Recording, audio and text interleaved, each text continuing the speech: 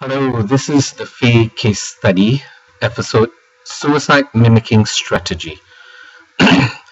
We know that about 6% of the population has got borderline personality disorders, and these individuals are characterized by very impulsive, very unstable or unstable mood swings and self images, as well as poor personal relationship.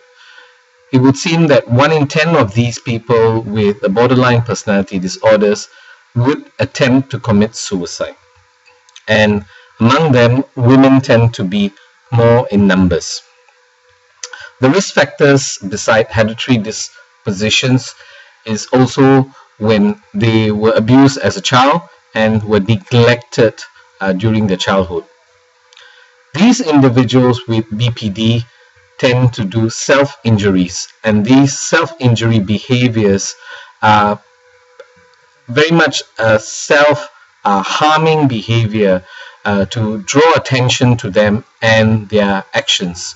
And this is not uncommon among FDWs, which come from many countries where these risk factors are heightened. I'd like to share with you some of the incidences that we experience with our FDW who was trying to mimic a strategy of suicide to manipulate us.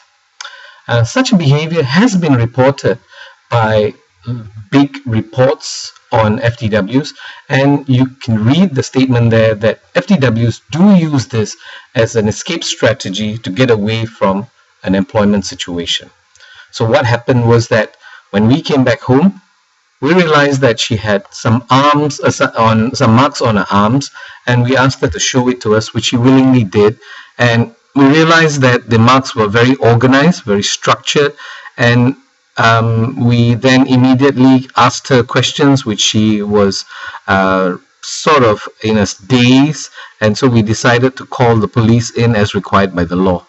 When they came in, they investigated, and she claimed that she was scratching her hand, but they also agreed that the remarks were very distinct of some attempt.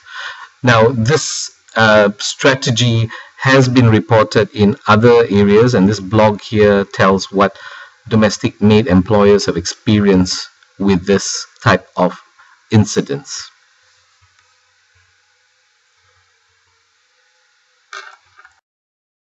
As I have done in the past, I like to find solutions rather than make complaints.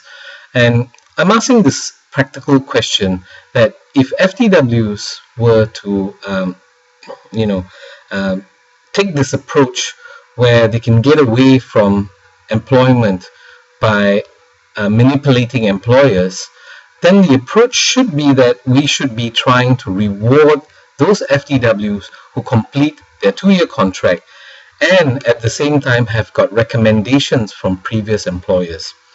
So I'm asking this question, should the Ministry of Manpower and the employment agencies in their processing of applicants try to reinforce to FDWs that it would be to their advantage if they completed their contract, and in doing this they would be rewarded by, first of all, an employer providing them a letter of recommendations for the next employer, and at the same time they could be given some form of incentive at the end of the 2-year contract based on the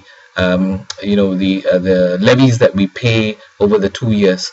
This would allow employers to have a choice of these select needs, which are less likely to commit these terrible behavior acts to pressurize employers, but these would be the ones who are committed in a long term to be working here and to benefit from the work here. I'd like to hear your views and hope to hear from you soon. Thank you.